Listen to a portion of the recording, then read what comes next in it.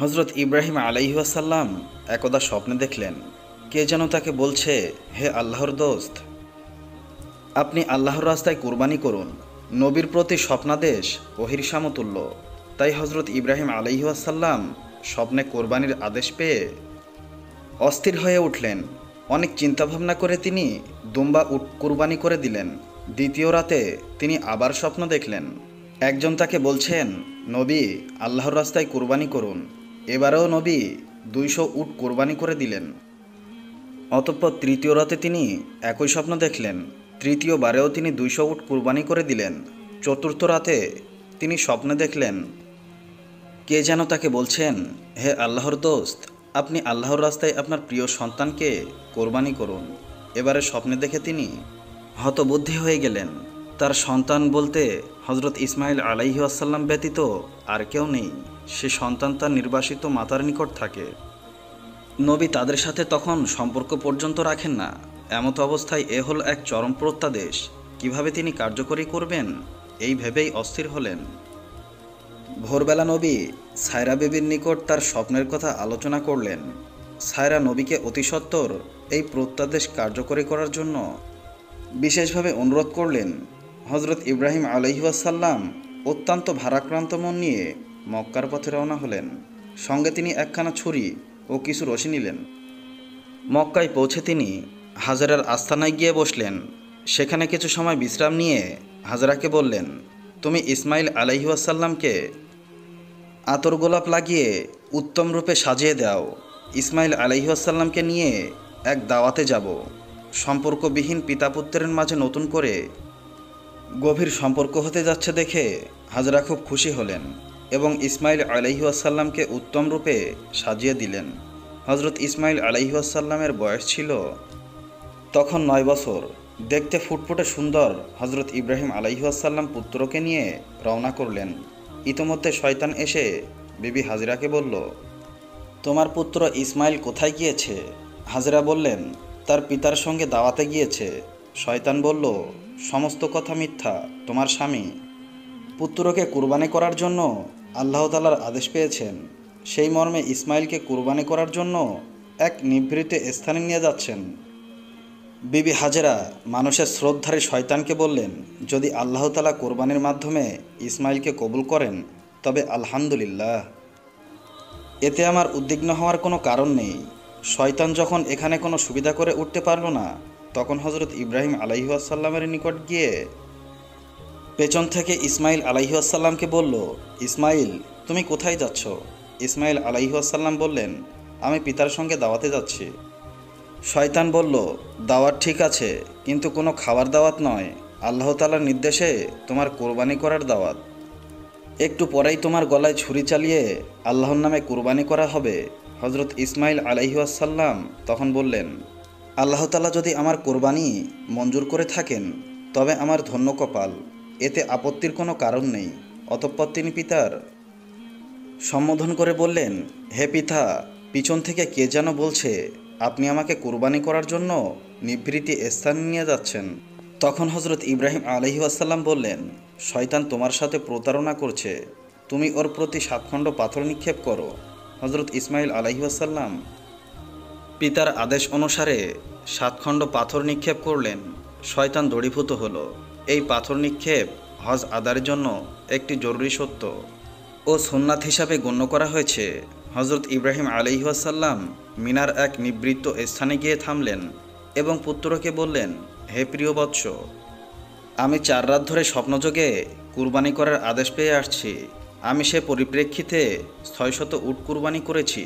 শেষবারে আমার প্রিয় সন্তানকে কুরবানি করার আদেশ পেয়ে তোমাকে আল্লাহর নামে কুরবানি করার উদ্দেশ্যে এখানে নিয়ে এসেছি। হজরত ইসমাইল আলাইহিওয়াসাল্লাম পিতার মুখে এ কথা শুনে বললেন, আলহামদুলিল্লাহ, আল্লাহ তাআলার এরূপ নির্দেশ আমার জন্য সৌভাগ্যের দ্বার খুলে দিয়েছেন। আমাকে আল্লাহ তাআলা কবুল করেছেন, এজন্য আমি অত্যন্ত আনন্দিত। আপনি এই কাজ সমাধার ক্ষেত্রে আমাকে ধৈর্যশীলদের অন্তর্ভুক্ত দেখতে পাবেন। আপনি আর বিলম্ব না করে আল্লাহ তাআলার আদেশে অনুসারে কাজ আরম্ভ করুন। হজরত ইব্রাহিম আলাইহিওয়াসাল্লাম বললেন, ইহা আমি কিভাবে সমাধা করব? ইসমাইল আলাইহিওয়াসাল্লাম ততোত্তরে বললেন, প্রথমে আপনি আমার হাত পা বেঁধে নিন, পরবর্তীতে আমাকে বিপরীত দিকে কাত করে শুইয়ে দিন, যেন আপনি সরাসরি আমার মুখমণ্ডল না দেখতে পান। তারপর আমার গলদেশে ছুরি চালনা করুন, এতে আপনি অবশ্যই কৃতকার্য হবেন। তৃতীয়ত, আমার রক্তভেজা কাপড়গুলো আমার আম্মার কাছে পৌঁছে দিবেন। তিনি এগুলো দেখে আল্লাহর রাজামন্দির উপর খুশি থাকবেন এবং আমার কথা স্মরণ করে কিছুটা স্বস্তি লাভ করবেন, কারণ তার আর কোনো সন্তান নেই। যার দিকে তাকিয়ে তিনি স্বস্তি লাভ করতে পারেন। হজরত ইব্রাহিম আলাইহিসসালাম পুত্রের কথা অনুসারে আস্তিনের মধ্যে রক্ষিত রশিগুলো বের করে তার দ্বারা ইসমাইলের হাত পা বেঁধে দিলেন। তারপর তাকে কাত করে শুইয়ে দিলেন।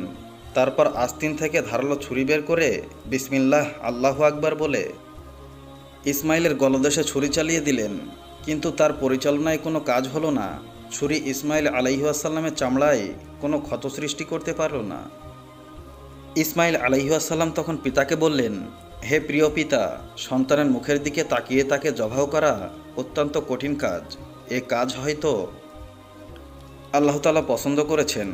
অতএব আপনি কাপড় দিয়ে আপনার চোখ দুটি বেঁধে নিন, যাতে আমার চেহারা আপনি দেখতে না পান। তখন আপনার চেষ্টা অবশ্যই কাজে আসবে।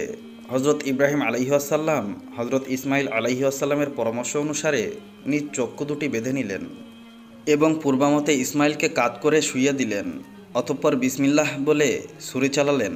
আল্লাহ তাআলা তার নবীর শেষ পরীক্ষা সফলতা দেখে সন্তুষ্ট হলেন, যার পরিণামে আল্লাহ তাআলা জিবরাইল আলাইহিসসালামের মারফত বেহেশত থেকে আনা এক দুম্বাকে জবাহের মুহূর্তে ইসমাইল আলাইহিসসালামের স্থলে শুইয়ে দিয়ে ইসমাইলকে একটি দূরত্বে দাঁড় করিয়ে রাখলেন, যার সামান্য রেশমাত্র বোঝা নবীদয়ের পক্ষে সম্ভব হয়নি। হজরত ইব্রাহিম আলাইহিসসালাম জবাহের কাজ সুস্পষ্টভাবে সম্পন্ন হয়েছে ভেবে আলহামদুলিল্লাহ পাঠ করলেন এবং চোখের কাপড় খুলে ফেললেন। তখন তিনি চোখে যা দেখলেন তা তার বিশ্বাস হলো না। তাই তিনি একবার চোখ দুটি হাত দিয়ে মুছে চতুর্দিকে তাকালেন। বাস্তব দৃশ্য ভালোভাবে দেখে তিনি খানিক নিস্তব্ধ হয়ে দাঁড়িয়ে রইলেন। হজরত ইসমাইল আলাইহিসসালাম ও নির্বাক হয়ে পিতার দিকে তাকিয়ে রইলেন। খানিক পরে পিতা পুত্রের কাছে গিয়ে জড়িয়ে ধরলেন এবং দু চোখের পানি ছেড়ে দিয়ে পাঠ করলেন, সুবহানাকা আল্লাহুম্মা। অতঃপর পিতা ও পুত্র একত্রিত হয়ে শুকরানার নামাজ আদায় করার জন্য দাঁড়িয়ে গেলেন। এই মুহূর্তে হজরত জিবরাইল আলাইহিসসালাম সেখানে অবতীর্ণ হলেন। তিনি সজোরে উচ্চারণ করছিলেন, আল্লাহু আকবার, আল্লাহু আকবার, লা ইলাহা ইল্লাল্লাহ। অতঃপর তিনি হজরত ইব্রাহিম আলাইহিসসালাম এর নিকট এসে বললেন, হে আল্লাহর দোস্ত, আল্লাহ তাআলা আপনাকে সালাম প্রেরণ করেছেন। আল্লাহ তাআলা নবীকে লক্ষ্য করে আরও বলেছেন, হে ইব্রাহিম, তুমি আল্লাহ তাআলার উদ্দেশ্যে তোমার স্বপ্নকে বাস্তবায়িত করেছ।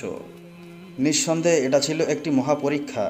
আমি এভাবে আমার শত উদার বান্দাদেরকে পুরস্কৃত করে থাকি। আমি সন্তান কোরবানির ক্ষেত্রে বদল করে পশু কুরবানি দ্বারা পুরস্কৃত করেছি। এক্ষেত্রে আরও যা দেবার তা পরকালের জন্য রইল। আমি আমার সৎ নিষ্ঠাবান বান্দাদের পুরস্কার দিয়ে থাকি। ইব্রাহিম আলাইহিসসালাম আমার ইমানদার কৃতজাত বান্দাদের অন্যতম। তাকে ইসহাক নামক আর এক পুত্রের সংবাদ দিচ্ছি, যিনি নবী হিসাবে আমার সৎ বান্দাদের অন্তর্ভুক্ত থাকবেন। হজরত ইব্রাহিম আলাইহিসসালাম আল্লাহ তাআলার প্রিয় সুসংবাদ শুনে অত্যন্ত খুশি হলেন এবং তার দরবারে শুকরিয়া আদায় করলেন। অতঃপর তিনি ইসমাইল আলাইহিসসালামকে নিয়ে বিবি হাজেরার নিকট চলে গেলেন। সেখানে গিয়ে হাজেরাকে সমস্ত ঘটনা বললেন। হাজেরা তখন আল্লাহ তাআলার শুকর আদায় করলেন। জান্নাতে সর্বপ্রথম কে প্রবেশ করবেন এবং জান্নাতের সর্দার কেমন হবে? পার্থিব জীবনের ভালো কাজের জন্য থাকবে পুরস্কার এবং মন্দের জন্য থাকবে শাস্তি। আর আল্লাহর প্রতি ঈমানের প্রতিদান হিসেবে পরকালে থাকবে চিরস্থায়ী জান্নাতের জীবন, কিংবা ঈমান না আনার কারণে চিরস্থায়ী জাহান্নামের জীবন। জান্নাতে প্রবেশ সৃষ্ট জীবের মধ্যে এক ধারাবাহিকতা থাকবে। জান্নাতে প্রবেশ করে তাদের অবস্থা কেমন হবে তারও বর্ণনা রাসূল সাল্লাল্লাহু আলাইহি ওয়াসাল্লাম আমাদেরকে এ বিষয়ে জানিয়েছেন।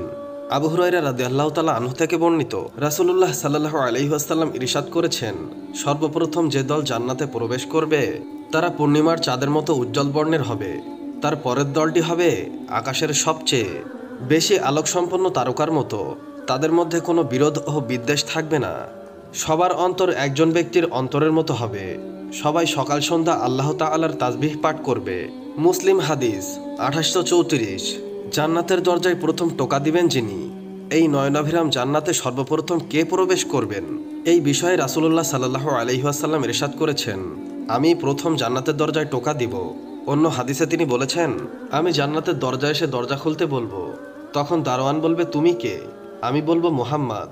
তখন সে বলবে, হ্যাঁ, আপনার ব্যাপারে আমাকে নির্দেশ দেওয়া হয়েছে যেন আপনার আগে কারোর জন্য জান্নাতের দরজা না খুলি। মুসলিম। প্রথম যে উম্মত জান্নাতে প্রবেশ করবে, প্রিয় নবী সাল্লাল্লাহু আলাইহি ওয়াসাল্লাম শুধু নিজেই প্রথম জান্নাতে প্রবেশ করবেন না, বরং সঙ্গে নিজের উম্মতকেও নিবেন। পৃথিবীতে রাসূলুল্লাহ সাল্লাল্লাহু আলাইহি ওয়াসাল্লামের উম্মত সর্বশেষ হলেও তারাই সবার আগে জান্নাতে যাওয়ার সৌভাগ্য লাভ করবেন। এটি উম্মতে মুহাম্মাদের জন্য আল্লাহর পক্ষ থেকে বিশেষ সম্মাননা। রাসূলুল্লাহ সাল্লাল্লাহু আলাইহি ওয়াসাল্লাম ইরশাদ করেছেন, দুনিয়ায় সবশেষে এসেও আমরাই অগ্রণী হব। মানুষের মধ্যে সর্বপ্রথম আমরাই জান্নাতে প্রবেশ করব। অন্যরা আমাদের আগে কিতাব পেয়েছে আর আমরা সবার পরে কিতাব পেয়েছি। উম্মতে মুহাম্মাদের মধ্যে প্রথম যে সাহাবী জান্নাতে প্রবেশ করবেন, উম্মতে মুহাম্মাদের মধ্যে সর্বপ্রথম জান্নাতে প্রবেশ করবেন আবু বকর রাদিয়াল্লাহু তাআলা আনহু। আবু হুরায়রা রাদিয়াল্লাহু তাআলা আনহু হতে বর্ণিত, রাসূলুল্লাহ সাল্লাল্লাহু আলাইহি ওয়াসাল্লাম ইরশাদ করেছেন, জিবরাইল এসে আমার হাত ধরে জান্নাতের দরজা দেখালো, যেই দরজা দিয়ে আমার উম্মত জান্নাতে প্রবেশ করবে। তখন আবু বকর রাদিয়াল্লাহু তাআলা আনহু বললেন, হে আল্লাহর রাসূল, আমিও আপনার সঙ্গে থাকব যেন জান্নাতের দরজা দেখতে পারি। তখন রাসূলুল্লাহ সাল্লাল্লাহু আলাইহি ওয়াসাল্লাম বলেন, হে আবু বকর, শুনে রাখো, আমার উম্মতের মধ্যে সর্বপ্রথম তুমি জান্নাতে প্রবেশ করবে। আবু দাউদ। হাদিস নাম্বার 4652। জান্নাতে নারীদের সর্দার। বিভিন্ন হাদিসে জান্নাতে নারীদের নেত্রী কারা হবেন তাদের বর্ণনা এসেছে। রাসূল করিম সাল্লাল্লাহু আলাইহি ওয়াসাল্লাম বলেছেন, জান্নাতে নারীদের সর্দার হবে মারিয়াম বিনতে ইমরান, ফাতিমা, খাদিজা ও ফিরাউনের স্ত্রী আসিয়া। তাবরানী। হাদিস নাম্বার 415/11। আব্বাস রাদিয়াল্লাহু তাআলা আনহু বর্ণনা করেছেন, রাসূলুল্লাহ সাল্লাল্লাহু আলাইহি ওয়াসাল্লাম জমিনে 4টি রেখা টানেন, তারপর বলেন, তোমরা কি জানো এগুলো কি? সাহাবী বলেন, আল্লাহ ও তার রাসূল ভালো জানেন। জান্নাতবাসীর মধ্যে সর্বোত্তম নারী হল খাদিজা বিনতে খুয়াইলিদ রাদিয়াল্লাহু তাআলা আনহু, ফাতিমা বিনতে মুহাম্মদ রাসূলুল্লাহ সাল্লাল্লাহু আলাইহি ওয়াসাল্লাম, মারিয়াম বিনতে ইমরান ও আসিয়া বিনতে মুজাহিন। ইরশাদ হয়েছে, আল্লাহ মুমিনদের জন্য ফিরাউনের স্ত্রীর উপমা পেশ করেছেন। তিনি বলেন, হে আল্লাহ, আমার জন্য জান্নাতে আপনার কাছে একটি ঘর নির্মাণ করুন এবং আমাকে ফিরাউন এবং তার কার্যাবলী থেকে রক্ষা করুন এবং আমাকে জালিম জনগোষ্ঠী থেকে রক্ষা করুন। সূরা তাহরিম আয়াত 11। আল্লাহ তাআলা বলেন, স্মরণ করুন যখন ফেরেশতারা বলেছিল, হে মরিয়ম, আল্লাহ তোমাকে মনোনীত এবং পবিত্র করেছেন বিশ্বের নারীদের মধ্যে, তোমাকে মনোনীত করেছেন।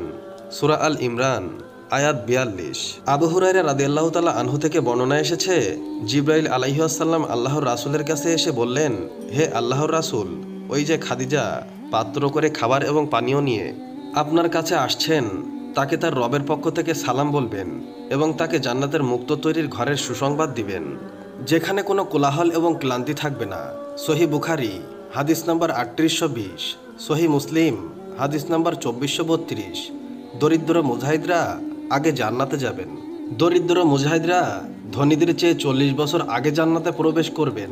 আব্দুল্লাহ বিন আমর রাদিয়াল্লাহু তাআলা আনহু বলেন, একদিন আমি মসজিদে বসেছিলাম, দরিদ্র মুজাহিদদের একটি দল, তারাও মসজিদে বসা ছিল। এমন সময় রাসূলুল্লাহ সাল্লাল্লাহু আলাইহি ওয়াসাল্লাম এসে বললেন, দরিদ্র মুজাহিদরা সুসংবাদ গ্রহণ করো, তাদের চেহারা উজ্জ্বল হোক, কারণ তারা ধনীদের চেয়ে 40 বছর আগে জান্নাতে প্রবেশ করবে। আমি দেখলাম তাদের মুখের রং বদলে উজ্জ্বল হয়ে গেল। আমারও আশা জাগলো, যদি আমি তাদের মাঝে হতাম। হাদিস নাম্বার 2721। দুইজন লোক দাউদ আলাইহিসসালামের কাছে উপস্থিত হন। তাদের মধ্যে একজন ছিলেন ছাগলপালের মালিক আর অপরজন শস্যক্ষেত্রের মালিক। শস্যক্ষেত্রের মালিক ছাগলপালের মালিকের বিরুদ্ধে অভিযোগ করলেন যে তার ছাগলপাল রাতে আমার শস্যক্ষেত্রে চড়াও হয়ে সম্পূর্ণ ফসল নষ্ট করে দিয়েছে, ফসলের কিছুই অবশিষ্ট রাখেনি। এই অভিযোগ ছাগলপালের মালিক স্বীকার করে নিয়েছিল। আর ঘটনা শুনে দাউদ আলাইহিসসালাম রায় দিলেন যে ছাগলপালের মালিক তার ছাগলপাল শস্যক্ষেত্রের মালিককে অর্পণ করবে। ফিকহের পরিভাষায় জাওয়াতুল কিয়াম, অর্থাৎ যেসব বস্তু মূল্যের মাধ্যমে আদান প্রদান করা হয় সেগুলোকে বিনষ্ট করলে তার জরিমানা মূল্যের হিসাবেই দেওয়া হয়। ছাগল পালের মূল্য বিনষ্ট ফসলের মূল্যের সমান। বিধায় বিধি মোতাবেক এই রায় দেওয়া হয়েছে। মামলার রায়ের পর বাদী ও বিবাদী উভয়ই দাউদ আলাইহিসসালামের আদালত থেকে বের হলে দরজায় তার পুত্র সুলাইমান আলাইহিসসালামের সাথে তাদের দেখা হয়। সুলাইমান আলাইহিসসালাম তখনও নবুয়াত লাভ করেননি। তিনি দুজনের মামলার রায় সম্পর্কে জিজ্ঞাসা করলে তারা রায় জানিয়ে দেন। সুলাইমান আলাইহিসসালাম বলেন, আমি রায় দিলে তো অন্যরকম হতে পারত এবং সেই রায় তোমাদের দুজনের জন্য উপকারী হতো। এরপর তিনি পিতা দাউদ আলাইহিসসালামের কাছে উপস্থিত হয়ে তাকে এই কথা জানালেন। দাউদ আলাইহিসসালাম বলেন, এই রায় থেকে উত্তম এবং উভয়ের জন্য উপকারী রায়টা কি? সুলাইমান আলাইহিসসালাম বলেন, আপনি ছাগল পাল শস্যক্ষেত্রের মালিককে দিয়ে দিন, সেগুলোর দুধ, পশম ইত্যাদি দ্বারা উপকার লাভ করতে থাকুক এবং ক্ষেত ছাগল পালের মালিককে অর্পণ করুক। সে তাতে চাষাবাদ করে শস্য উৎপন্ন করবে। যখন শস্যক্ষেত্র ছাগলপাল নষ্ট করার পূর্বের অবস্থায় পৌঁছে যাবে, তখন শস্যক্ষেত্র তার মালিককে এবং ছাগলপাল ছাগলের মালিককে ফিরে পাবে। দাউদ আলাইহিসসালাম এই রায় পছন্দ করে বললেন, বেশ, এখন এই রায় কার্যকর হবে। অতঃপর তিনি দুই পক্ষকে ডেকে দ্বিতীয় রায় কার্যকর করলেন। এ সত্ত্বেও আল্লাহ দাউদ আলাইহিসসালামেরও প্রশংসা করলেন এবং বলেন, আমি দাউদ ও সুলাইমান উভয়কেই জ্ঞান ও প্রজ্ঞা দান করেছি। আমি সুলাইমানকে এ বিষয়ে মীমাংসা বুঝিয়ে দিয়েছিলাম এবং তাদের প্রত্যেককে আমি দিয়েছিলাম প্রজ্ঞা ও জ্ঞান। সূরা আম্বিয়া আয়াত ৭৯। দুজন বিচারপতি যদি একটি মোকদ্দমার ফয়সালা করে এবং দুজনের ফয়সালা ভিন্ন হয়, তাহলে যদিও একজনের ফয়সালা সঠিক হবে, তবুও দুজনেই ন্যায় বিচারক বিবেচিত হবেন। তবে এখানে শর্ত হচ্ছে, বিচার করার প্রয়োজনীয় যোগ্যতা উভয়েরই মধ্যে থাকতে হবে। তাদের কেউ যেন অজ্ঞতা ও অনভিজ্ঞতা সহকারে বিচারকের আসনে বসে না যেন। কুরতুবী, রাসূলুল্লাহ সাল্লাল্লাহু আলাইহি ওয়াসাল্লাম এই কথা আরও বেশি সুস্পষ্ট করে বর্ণনা করে দিয়েছেন। তিনি বলেন, যদি বিচারক নিজের সামর্থ্য অনুযায়ী ফয়সালা করার পূর্ণ প্রচেষ্টা চালান, তাহলে সঠিক ফয়সালা করার ক্ষেত্রে তিনি 2টি প্রতিদান পাবেন এবং ভুল ফয়সালা করলে পাবেন 1টি প্রতিদান। বুখারী ৬৯১৯, মুসলিম ১৭১৬। অন্য হাদিসে এসেছে, রাসূলুল্লাহ সাল্লাল্লাহু আলাইহি ওয়াসাল্লাম বলেছেন, বিচারক 3 প্রকারের, এদের একজন জান্নাতি এবং 2 জন জাহান্নামী। জান্নাতের অধিকারী হবেন এমন বিচারক যিনি সত্য চিহ্নিত করতে পারলে সে অনুযায়ী ফয়সালা দেন, কিন্তু যে ব্যক্তি সত্য চিহ্নিত করার পরেও সত্য বিরোধী ফয়সালা দেয় সে হবে জাহান্নামী। আর অনুরূপভাবে যে ব্যক্তি জ্ঞান ছাড়াই লোকদের মোকদ্দমায় ফয়সালা করতে বসে যায় সেও জাহান্নামী হবে। আবু দাউদ ২৫৭৩, তিরমিজি ১৩২২, ইবনে মাজাহ ২৩১৫। ইমাম হাসান রাদিয়াল্লাহু তাআলা আনহুকে যেভাবে তার স্ত্রী বিষ প্রয়োগে হত্যা করেন, হযরত আলী রাদিয়াল্লাহু তাআলা আনহু এবং মা ফাতেমার জ্যেষ্ঠ সন্তান ইমাম হাসান রাদিয়াল্লাহু তাআলা আনহু ৬২৪ সনে জন্মগ্রহণ করার পর মহানবী সাল্লাল্লাহু আলাইহি ওয়াসাল্লাম তার নাম রাখেন আল হাসান। মহানবী সাল্লাল্লাহু আলাইহি ওয়াসাল্লামের বড় নাতি হিসাবে বাল্যকালে অনেক স্নেহপ্রাপ্ত হয়েছিলেন। ইমাম হাসান রাদিয়াল্লাহু তাআলা আনহু নবীজি সাল্লাল্লাহু আলাইহি ওয়াসাল্লাম তিনি এবং তার ভাই হুসাইন রাদিয়াল্লাহু তাআলা আনহুকে জান্নাতের যুবকদের সর্দার হওয়ার সুসংবাদ দিয়েছেন। ৬৩২ সনে মহানবী সাল্লাল্লাহু আলাইহি ওয়াসাল্লামের মৃত্যুর পর ইমাম হাসান রাদিয়াল্লাহু তাআলা আনহু এক নম্র, ভদ্র, দয়ালু, বিচক্ষণ ও সাহসী পুরুষ হিসাবে প্রসিদ্ধি লাভ করেন। চতুর্থ খলিফা হযরত আলী রাদিয়াল্লাহু তাআলা আনহু এর শাসনামলে তিনি সাহসিকতার সঙ্গে সাফিন, নাহরওয়ান এবং জামালের যুদ্ধে অংশগ্রহণ করেন এবং বীরত্বের স্বাক্ষর রাখেন। ৬৬১ সনে বিদ্রোহী খারাজিদের চক্রান্তে বিষ মাখানো তরবারির আঘাতে শাহাদাত বরণ করেন। ইসলামের চতুর্থ খলিফা হযরত আলী রাদিয়াল্লাহু তাআলা আনহু এই অনাকাঙ্ক্ষিত মৃত্যুর পর জ্যেষ্ঠ সন্তান হিসেবে ইমাম হাসান রাদিয়াল্লাহু তাআলা আনহু ইসলামের ৫ম খলিফা নির্বাচিত হন। তবে তা মেনে নিতে পারেননি হযরত আলী রাদিয়াল্লাহু তাআলা আনহু এর পারিবারিক সূত্র মুয়াবিয়া। মুয়াবিয়ার অন্যতম টার্গেট ছিল স্বীয় কুলাঙ্গার পুত্র ইয়াজিদকে নিজের স্থলাভিষিক্ত হিসাবে মনোনীত করা, যা ছিল ইমাম হাসানের সাথে সরাসরি বিরোধী। আর তাই সে এ বিষয়ে উদ্বিগ্ন ছিল। সে জানত যদি ইমাম এর জীবদ্দশায় এ ধরনের কোনো পদক্ষেপ গ্রহণ করে তবে হাসান এর কঠোর বিরোধিতার মুখোমুখি হবে। এর ভিত্তিতে সে যে কোনো উপায়ে ইমাম হাসানকে হত্যা করার সিদ্ধান্ত নেয়। বিভিন্ন আলোচনা ও পর্যালোচনার পর এই চক্রান্ত বাস্তবায়নের লক্ষ্যে ইমামের স্ত্রী যোদা বিনতে আশায়াসকেই তারা বেছে নেয়, আর তাই গোপনে যোদার কাছে 1,00,000 দিরহাম পাঠিয়ে তাকে এ প্রলোভন দেখানো হয় যে যদি হাসানকে হত্যা করতে পারো তবে তোমাকে ইয়াজিদের সাথে বিয়ে দেওয়া হবে। আর যোদাও মুয়াবিয়ার চক্রান্তে সাড়া দিয়ে ইমামের খাওয়ার পানিতে বিষ মিশিয়ে দেয় এবং ইমাম হাসান ওই বিষে আক্রান্ত হয়েই শাহাদাত বরণ করেন। পরবর্তীতে সোয়াইরিয়া চিঠির মাধ্যমে এবং সৈন্য সমাবেশ ঘটিয়ে ইমাম হাসানকে ক্ষমতা ছেড়ে দেওয়ার আহ্বান জানায়। প্রতি উত্তরে ইমাম হাসান রাদিয়াল্লাহু তাআলা আনহু তার মেয়াদ শেষ না হওয়া পক্ষে যুক্তি দেন এবং মেয়াদ শেষ না হওয়া পর্যন্ত অপেক্ষা করার আহ্বান জানান। কিন্তু উভয়ের মধ্যে তিক্ততা এমন পর্যায়ে পৌঁছে যে ক্ষমতা গ্রহণের 7 মাসের মাথায় ইমাম হাসান রাদিয়াল্লাহু তাআলা আনহু ক্ষমতা ছেড়ে দেন। তারপর তিনি মদিনায় ফিরে যান এবং একান্ত সাদামাটা জীবনযাপন করেন। তবুও তার শত্রুরা পিছু ছাড়েনি। হজরত হাসান রাদিয়াল্লাহু তাআলা আনহু একটি স্বপ্ন দেখেন, যাতে তিনি তার কপালে কুলহু আল্লাহ আহাদ এই লেখা দেখতে পান। এই স্বপ্ন দেখে তিনি খুব খুশি হন, এটিকে সুসংবাদ মনে করেন। তখন উক্ত বিষয়টি সে সময়কার এক প্রসিদ্ধ বুজুর্গ সাইদ বিন মুসাইব রহমতুল্লাহ আলাইহ শুনে বললেন, যদি এই স্বপ্ন হজরত হাসান রাদিয়াল্লাহু তাআলা আনহু দেখে থাকেন তাহলে এর তাবির হলো হজরতের হায়াত খুব কম বাকি আছে, অচিরেই তিনি আল্লাহর ডাকে সাড়া দিবেন। হজরত হাসান রাদিয়াল্লাহু তাআলা আনহু এর কিছুদিন পরে ইন্তেকাল করেন। 670 সনে ইমাম হাসান রাদিয়াল্লাহু তাআলা আনহুকে বিষ প্রয়োগ করা হয়। এই বিষ প্রয়োগের নেপথ্যে তার স্ত্রী, অপর একজন স্ত্রী এবং একজন দাসীর নাম উঠে আসে, যার কারণে হজরত প্রচণ্ড অসুস্থ হয়ে পড়েন। বারবার টয়লেটে যাওয়ার প্রয়োজন পড়ে। এক করুণ অসুস্থতা প্রায় 40 দিন পর্যন্ত স্থায়ী ছিল। সেই সময়কার এক ব্যক্তি ছিল যার নাম ছিল আমার ইবনে ইসহাক। তিনি বললেন, আমি হজরত হাসান রাদিয়াল্লাহু তাআলা আনহু অসুস্থ থাকাকালে তাকে দেখতে গেলাম। আমরা তার অবস্থা জিজ্ঞাসা করাকালীন সময়ে তিনি বারবার টয়লেটে যাচ্ছিলেন। হজরত হাসান রাদিয়াল্লাহু তাআলা আনহু তখন তার শারীরিক অবস্থা বর্ণনা করতে গিয়ে বলেন, আল্লাহর কসম, আমাকে কয়েকবার বিষ দেয়া হয়েছে, কিন্তু এবার যতটা কঠিন বিষ দেওয়া হয়েছে আগে কখনো এতটা মারাত্মক বিষ দেওয়া হয়নি। মনে হচ্ছে আমার কলিজা আলাদা হয়ে বের হয়ে যাচ্ছে। সেই সময় হজরত হুসাইন রাদিয়াল্লাহু তাআলা আনহু উপস্থিত হলেন। তিনি হজরত হাসান রাদিয়াল্লাহু তাআলা আনহুকে বললেন, ভাই, তুমি আমাকে বলো, কে তোমাকে বিষ খাইয়েছে? হজরত হাসান বললেন, তুমি কেন জিজ্ঞাসা করছো? তুমি কি তাকে হত্যা করবে? হজরত হুসাইন রাদিয়াল্লাহু তাআলা আনহু বললেন, হ্যাঁ। তখন হজরত হাসান রাদিয়াল্লাহু তাআলা আনহু বললেন, আমি তোমাকে এই বিষয়ে কিছুই বলবো না, যদি যার ব্যাপারে আমার ধারণা সেই যদি হয় তাহলে আল্লাহ তাআলাই কঠিন শাস্তি প্রদান করবেন। আর যদি আমার ধারণা ভুল হয় তাহলে আমি চাই না যে আমার কারণে কোনো নিরপরাধ মানুষ নিহত হোক।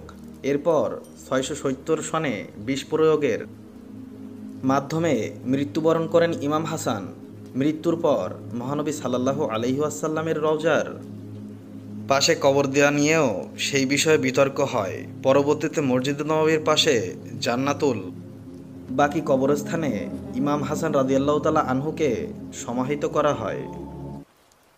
কিভাবে হজরত মুসা আলাইহি ওয়াসাল্লামের সাথে হজরত শুআইব আলাইহি ওয়াসাল্লামের মেয়ের বিবাহ দেওয়া হয়েছিল এবং হজরত মুসা আলাইহি ওয়াসাল্লাম কেন ফিরাউনকে থাপ্পড় মেরেছিল? হজরত মুসা আলাইহি ওয়াসাল্লাম তার জীবনের দীর্ঘ সময় ফিরাউনের প্রাসাদে কাটিয়েছেন। একদিন ফিরাউন মুসা আলাইহি ওয়াসাল্লামকে কোলে নিলেন। তখন মুসা আলাইহি ওয়াসাল্লাম তার গালে প্রচণ্ড জোরে চড় বসালেন। কোনো কোনো বর্ণনায় আছে তিনি ছড়ি দিয়ে খেলছিলেন। ফিরাউন কাছে যেতেই তিনি মাথায় আঘাত করে বসলেন। এই ঘটনায় ফিরাউন বেশ চেতে যায়। সে মুসা আলাইহি ওয়াসাল্লামকে হত্যা করতে চাইল। তবে আসিয়া রাদিয়াল্লাহু তাআলা আনহা বুঝলেন এটি নিতান্তই শিশুসুলভ আচরণ, আপনি তাকে পরীক্ষা করে দেখতে পারেন। আসিয়া রাদিয়াল্লাহু তাআলা আনহার কথা মতো পরীক্ষার আয়োজন করা হলো। এক পাত্রে মণিমুক্ত, আরেক পাত্রে আগুনের অঙ্গার। মুসা আলাইহি ওয়াসাল্লামকে ছেড়ে দেওয়ার পর তিনি মণিমুক্তর দিকে গেলেও জিব্রাইল আলাইহি ওয়াসাল্লাম তাকে অঙ্গারের দিকে ঘুরিয়ে দিলেন। তিনি অঙ্গার হাতে স্পর্শ করে মুখে দিতেই মুখ পুড়ে গেল। সেই থেকে শুরু হলো তার মুখের জড়তা। হজরত মুসা আলাইহি ওয়াসাল্লাম শৈশব কৈশোরের চৌহদ্দি পেরিয়ে সদ্য যৌবনে পদার্পণ করেছেন। এখন তিনি মাঝে মাঝেই প্রাসাদের বাইরে নগর দেখতে বের হন। একদিন সন্ধ্যায় তিনি নগরীতে বের হলেন। কিছু দূর যাওয়ার পর দেখতে পান বনি ইসরায়েলের একজন আরেকজন কিপ্তি পরস্পর মারামারি করছে। মুসা আলাইহি ওয়াসাল্লামকে আসতে দেখে ইসরায়েলি ব্যক্তিটি ফয়সালার জন্য এগিয়ে আসলো। তার কথা শুনে তিনি কিপ্তিকে ডাকলেন, কিন্তু সে মুসা আলাইহি ওয়াসাল্লামের কথায় কর্ণপাত করল না। তখন মুসা আলাইহি ওয়াসাল্লাম কিপ্তির কাছে গিয়ে তাকে আঘাত করলেন। কিপ্তি ফিরাউনের দরবারে গিয়ে পরিস্থিতি সব খুলে বলল। ফিরাউন সব শুনে যথেষ্ট রেগে গিয়ে মুসা আলাইহি ওয়াসাল্লামকে হত্যার আদেশ জারি করে। নগরীর দূরপ্রান্ত হতে এক লোক দৌড়ে এসে বলল, হে মুসা, তোমাকে হত্যা করার পরামর্শ করেছে, সুতরাং তুমি বাইরে চলে যাও। সূরা কাসাস আয়াত 20। হজরত মুসা আলাইহি ওয়াসাল্লাম স্বদেশ ত্যাগ করলেন। তিনি যাত্রা শুরু করলেন মাদায়ানের উদ্দেশ্যে। তখনকার সময়ে যারা মরুভূমিতে যাত্রা করত তাদের উদ্দেশ্য থাকতো পরবর্তী কূপের কাছে পৌঁছানো, কারণ সেখানে গিয়ে কূপের সুশীতল পানি পান করে প্রশান্তি লাভ করা যেত। হজরত মুসা আলাইহি ওয়াসাল্লাম মাদায়ানের একটি মরুদ্যানে পৌঁছাতে সক্ষম হলেন। তিনি ছিলেন ক্লান্ত এবং তৃষ্ণার্ত, তাই তিনি স্বাভাবিকভাবেই পানি পান করার ব্যাপারে আগ্রহী ছিলেন। কিন্তু সেখানে একদল রাখাল তাদের পালিত পশুদের পানি পান করাচ্ছিল। কিন্তু তিনি লক্ষ্য করলেন দুইজন রমণী তাদের পালিত পশু নিয়ে অপেক্ষা করছেন তাদেরকে পানি পান করানোর জন্য। তিনি ব্যাপারটি লক্ষ্য করলেন এবং জিজ্ঞাসা করলেন কেন তারা তাদের পশুদের পানি পান করাচ্ছে না। এর জবাবে তারা জানালো, তারা যেহেতু মেয়ে তাই তারা অপেক্ষা করছে কখন পুরুষ রাখালদের পানি পান করানো শেষ হবে, এরপর তারা তাদের পশুদের পানি পান করাবে। তারা এও জানায় তাদের পিতা বৃদ্ধ, তাই তিনি এ কাজে অপারগ, এই জন্য তারা নিজেরাই এখানে এসেছে। মুসা আলাইহি ওয়াসাল্লাম তাদের সাহায্য করলেন। তখনকার দিনে রাখালদের অভ্যাস ছিল পানি পান করার পর কূপের মুখ বড় পাথরের ঢাকনা দিয়ে ঢেকে রাখা হতো, যা ছিল অনেক ওজন এবং বেশ ভারী। কয়েকজন মিলে ঢাকনা সরাতে হতো। মুসা আলাইহি ওয়াসাল্লাম একাই সেই ঢাকনা সরিয়েছিলেন। তিনি তাদের সাহায্য করার পর নিজে একটি গাছের নিচে বিশ্রাম নিচ্ছিলেন। এই রমণীদ্বয় ছিলেন হজরত শুআইব আলাইহি ওয়াসাল্লামের কন্যা। তো রমণীদ্বয় যখন নির্ধারিত সময়ের আগে বাড়ি ফিরে এলো, তাদের পিতা হজরত শুআইব আলাইহি ওয়াসাল্লাম তাদের দ্রুত বাড়িতে আসার কারণ জানতে চাইলেন। তারা ঘটনাটি খুলে বললেন তার পিতার কাছে। হজরত শুআইব আলাইহি ওয়াসাল্লাম সাহায্যকারী ব্যক্তিকে প্রতিদান দিতে চাইলেন। কন্যাদ্বয়ের একজন পাঠালেন তাকে ডেকে আনার জন্য। তারা গিয়ে জানায় তাদের পিতা ব্যক্তিগতভাবে কৃতজ্ঞতা জ্ঞাপনের জন্য এবং পারিশ্রমিক দেওয়ার জন্য ডেকেছেন। বাড়ি পৌঁছানোর পর মুসা আলাইহি ওয়াসাল্লাম তার অতীতের ঘটনা খুলে বলে। কন্যাদ্বয় দুইজনেই মুসা আলাইহি ওয়াসাল্লামের ঘটনা শুনছিলেন। তাদের মাঝে একজন পিতার কাছে আরজ করেন, আপনার কাজের জন্য একজন চাকরের প্রয়োজন আছে, আপনি তাকে নিয়োগ করুন। শুআইব আলাইহি ওয়াসাল্লাম প্রশ্ন করলেন, তুমি জানলে কি করে যে সে কর্মে দক্ষ? তার মেয়ে জবাব দিল, আমরা বকরিকে পানি খাওয়াতে পারছিলাম না, তিনি আমাদের বকরিগুলোকে পানি খাইয়েছেন। তিনি নিমিষেই কূপের ওই ঢাকনা তুলতে সক্ষম হয়েছেন, অথচ সেই কূপের ঢাকনা তোলা বেশ কষ্টসাধ্য। এই কথা শুনে শুআইব আলাইহি ওয়াসাল্লাম মুসা আলাইহি ওয়াসাল্লামকে বললেন, আমার একটি মেয়েকে তোমার সাথে বিয়ে দেব, তার বিনিময়ে তুমি 8 বছর আমার এখানে কাজ করবে, তবে তুমি চাইলে 10 বছর থাকতে পারো। মুসা আলাইহি ওয়াসাল্লাম তার কথায় রাজি হলেন। অধিকাংশ তাফসীরবিদগণের মতে তিনি 10 বছরই পূর্ণ করেছেন। বিয়ের 10 বছর পর তিনি নবুয়াত লাভ করেন। শৈশবে মুখ পুড়ে যাওয়ার কারণে তার মুখে জড়তার সৃষ্টি হয়, অথচ নবুয়াতের জন্য বিশুদ্ধ ভাষায় হওয়া জরুরি। তাই তিনি আল্লাহর কাছে প্রার্থনা জানালেন, হে আমার পালনকর্তা, আমার কাজ সহজ করে দিন এবং আমার জিহ্বা থেকে জড়তা দূর করে দিন, যাতে করে তারা আমার কথা বুঝতে পারে। আল্লাহ রাব্বুল আলামিন তার প্রার্থনা কবুল করলেন এবং অতিসত্বর মিশরে যাওয়ার আদেশ দিলেন। আল্লাহ তাআলা হজরত মুসা আলাইহি ওয়াসাল্লামকে আরও বললেন, তুমি মিশরের ফেরাউনের নিকট যাও, তুমি তাকে আমার ইবাদতের দাওয়াত দাও। একদিন হজরত ঈসা সিরিয়ার পথে যেতে যেতে একটা মানুষের মাথার খুলি পড়ে আছে দেখতে পেলেন। সেই খুলিটার সঙ্গে কথা বলবার জন্য তার খেয়াল হলো। তিনি তখনই খোদার দরগায় আরজ করলেন, হে প্রভু, আমাকে এই খুলির সঙ্গে কথা বলার শক্তি দাও। খোদা তার প্রার্থনা মঞ্জুর করলেন। হজরত ঈসা খুলিকে বললেন, হে অপরিচিত কঙ্কাল, তোমাকে যে কথা জিজ্ঞাসা করব তার ঠিক ঠিক উত্তর দাও। বলবার সঙ্গে সঙ্গে ঈসা শুনতে পেলেন পরিষ্কার ভাষায় সেই খুলিটা কালেমা শাহাদাত পাঠ করলো। ঈসা জিজ্ঞাসা করলেন, তুমি পুরুষ না স্ত্রী? খুলি উত্তর করলো, পুরুষ। ঈসা বললেন, তোমার নাম কি? খুলি উত্তর করলো, জমজম। ঈসা আবার জিজ্ঞাসা করলেন, তুমি আগে কি ছিলে? খুলি উত্তরে বলল, আমি বাদশা ছিলাম। ঈসা বললেন, বটে, তোমার জীবনে কি কি কাজ করেছিলে? খুলি উত্তরে বলল, আমি আগে একজন বাদশা ছিলাম। ধন দৌলত লোকলস্কর আমার এত বেশি ছিল যে দুনিয়ার বাদশাহরা তা দেখে অবাক হয়ে যেত। তারা আমাকে খুব ভয় আর সম্মান করত। আমি কিন্তু কারোর ওপর কোনো অত্যাচার করতাম না। গরিব দুঃখীদেরকে সাধ্যমতো দান করতাম। সমস্ত দিন নিজের কাজে ব্যস্ত থাকতাম, কিন্তু ভুলেও কখনো খোদার নাম মুখে আনতাম না। এমনি করে আমি অনেক দিন বাদশাহী করেছিলাম। একদিন দরবারে বসে কাজ করছি, এমন সময় হঠাৎ করে আমার মাথা ব্যথা শুরু হলো। মাথা ব্যথা ক্রমে বাড়তে লাগলো, কিন্তু যন্ত্রণা ক্রমে অসহ্য হয়ে উঠল।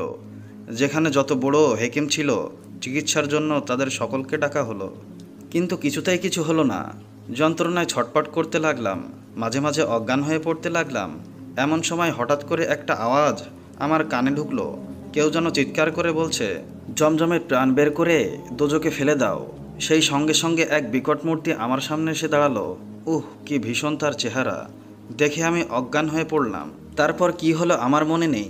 যখন আমার জ্ঞান ফিরে এলো, তখন দেখলাম প্রাণ নিয়ে যাবার জন্য আজরাইল একা আসেনি, তার সঙ্গে আরও অনেক ফেরেশতা এসেছে।